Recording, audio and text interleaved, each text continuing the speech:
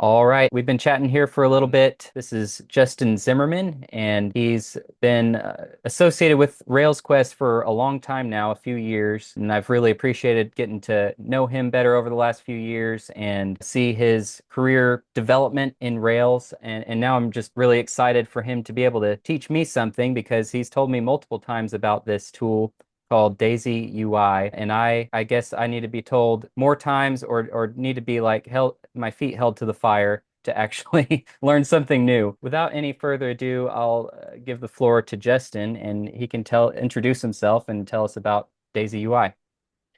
Well, certainly, Caleb, feet to the fire is one of the classic motivators. It's how my parents taught me to swim. So I certainly appreciate it. It's ironic, I, fire and water. that's what happened. Yeah, so my feet are on fire, and then I have to jump into the water. I really like Daisy UI. It was relatively newer when I first discovered it, and in my Rails journey, I just wanted something that was quick for web development. And the goal of Rails, right, is to be a one-person framework to take you from point A to point Z really quickly. And then once you get some traction, you can go from there. And I love looking at beautiful websites. I'm a brutalist fan myself, but I never enjoyed the developing the components. I like getting all the way there or most of the way there, and then can do some design. And that's where Daisy UI comes in. It's based off of Tailwind, and you could think of it as if Bootstrap and Tailwind had a baby. I love the concept of Bootstrap because it has a button. I pick the button that I like, and that's it. Maybe I make some adjustments for colors, and that's all I have to do is I put a button down. I create a card or put a card in, and I don't have to worry about if it looks good. Someone already took care of most of that for me. Now, at the same time I started my web development journey, Tailwind was becoming popular and has become even more popular. People liked how I got rid of the extra styles that you didn't need, but they like the control of, in essence, inline utility classes. And because that was often a lot of the tutorials that I was using, I actually gravitated towards that. But now I'm not getting the fun part of or I'm not getting the goal that I wanted. I think I had a couple paid projects that we used Tailwind as well, but I wasn't getting the quickness that I wanted that I would get with Bootstrap. And that's where Daisy UI comes in. And Caleb, would you mind sharing your screen for Daisy UI? Sure. Okay. So just a simple search for DaisyUI, and you should be seeing that right now. Yeah, so if you scroll down, they have it's a nice component library. It's very popular. They're at the point now where they have a beautiful website as well. You can see as you if you continue to scroll down, that's actually going to change there. Oh, I see. Okay. I thought it was done scrolling. Oh, fancy. Yeah, it'll keep going for a minute. So right now it's showing you this is what it looks like with Tailwind. Yes. And again, Tailwind is great. Tailwind has a reason to do what it does. But now you just switch from designing a button to Daisy's button. And they have different themes as well. They'll have a cyberpunk one, which is also very brutalist. Nice. And then here's a nice little excerpt as well. You click the thing and you can see where it goes from all that Tailwind to Daisy UI. So you have the benefits of both worlds. And we're going to see that as we get a little farther as well. Okay. And some nice things there. But Uh-huh. and here's actually an example right there how to customize. So right there, you're taking the Daisy component, which in a moment we'll look at the components there at the top. But I want to add the utility class from Tailwind of rounded full, and now I'm able to do that. And yeah, you can go through. It works with a lot of different frameworks. I've used it with Rails, starting with Rails 7. It has Tailwind built in as an option Hmm. and you can do it on older versions of Rails as well by adding in Tailwind. But it's really nice to do with a brand new application. And we can go ahead. Yeah, you can see different themes. They have a theme builder here, and you can just go through and change the different colors. And the website just keeps getting better and better.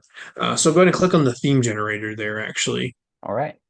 So they have some built-in themes, but you're also able to design your own. So you can choose to pick the colors, and they have a palette there to to see, well, this is what the links look like when I change the primary color, things like that.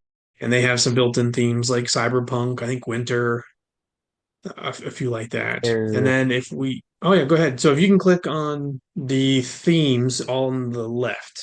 themes on the left right here. Yes, sir. And you can see a lot of the built-in themes they already have. There's my Oh, favorite Cyberpunk. So those are some ones that the creator of Daisy has already built. And then using the theme generator, you're able to make some color adjustments if you like for whatever fits your theme. And then we can actually see the theme in action, yeah, by clicking on it. And then there's a theme in the top right-hand corner as well, theme picker. I oh, love the Cyberpunk. Sometimes I'll change the yellow to like a hot pink or something like that, yeah, just because, again, I'm a big Brutalist fan. And right. then at the top, we can also see the components. So these are some pre-built components. It's in the top right, the header Oh, menu or navigation menu. yeah. Okay. So there's a whole bunch of things. So for example, let's take a look at we'll just click on avatar, I guess, since we're there, or button is fine too. Avatar. Here, we'll take a look at Avatar. And you can see a bunch of them. You can see the HTML is already there. And then any Okay. one of those, you're able to apply as much Tailwind as you can. Something that people often don't use with Tailwind, at least from my experience, is they never extract. Everything's in line, and eventually they say, "Well, I'm tired of this. I got these long things," and eventually you can extract things. But this kind of saves you from having to extract. And if you're trying to build an MVP, I think Daisy is a great way to go because on the current keynote, I can't remember the exact phrasing that DHH used, but it was something along the lines of, wait till you're making millions of dollars and then you can make some changes. Well, with this, you're able to do Tailwind, already have some pre-built components that are relatively simple to do some customization. And then as you start to get some traction, if you want to make some adjustments, you're able to do that without having to rip anything out. There's a Figma plugin for those that are really design oriented and either have a designer or want to mess around with Figma. Hmm. There's some in the store, you're able to purchase some different things as well, but a whole bunch of components and stuff are already built in because that was one of the complaints with Bootstrap is you were getting a lot and a lot of the websites look the same.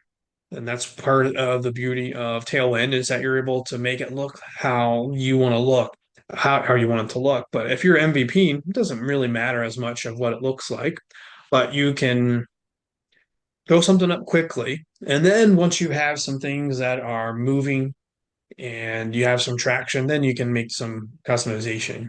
And then for the install, there's two ways to do it. For an Yeah, I was going to MVP, ask you about that. Let's see. Go ahead.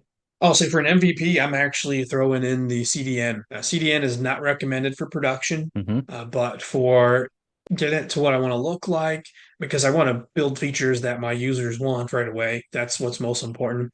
Or if I'm using it for perhaps for a job, building an app for a company that I'm going to show them our tool. Here's an internal tool that I think your company could use, and you bring that along with you to your interview, or maybe you need to increase your portfolio so you have more to show. This will be really helpful. Just stop it in or throw it in using the CDN. And then if you need a little bit more, then you can switch over the other tab there to the Tailwind plugin. And then there you can just install it through npm, or if you prefer Yarn or Bun, and then you just add it in as a plugin to your Tailwind, which should automatically be there when you installed your Tailwind. You should have that config in a Rails application. Cool. Uh, and then that's it. I mean, that is Daisy UI in a couple of minutes. But I really enjoy it. There's some example repositories, and you're getting more and more a lot of the tools that are available for just Tailwind, like Tailwind UI. Well, Daisy UI has their own store. Tailwind, there's like shuffle.dev has some things that are available with Tailwind that you can get some pre-built components and things like that. You're getting more and more tools, such as the Figma plugin that use Daisy UI. And again, I think this is the best of both worlds. If you took Bootstrap and combined it with Tailwind, and it emphasizes speed, but you have the ability to customize a little in the beginning and customize it a lot in the end. Cool. Yeah, that sounds great. I think I'm sold now. All I needed to do was get you on here to demonstrate your incredible salesmanship. And they've got great marketing too. I love scrolling through and seeing, the familiar, ever-expanding list of CSS classes that you get with Tailwind, and then seeing that collapse down to like two with Daisy. And it also, like you may remember, I was kind of a proponent of some really bare bones MVP.css. Yeah, that's a good one. Yeah, yeah. And there's another one, Pico CSS. I have used those and I kind of like them until I start realizing that I'm customizing. I want to make one little tweak somewhere, and then I'm kind of frustrated at it. I've got to either write my own CSS or whatever. This is nice. This strikes a good balance of, like you said, harkening back to the old Bootstrap days and allowing you to still tap into the power of Tailwind just right there in the HTML while you're working. The only drawback and probably the main reason why I didn't want to look at it is because I've gotten away with several projects recently without adding a package.json to my application. This would require that, right?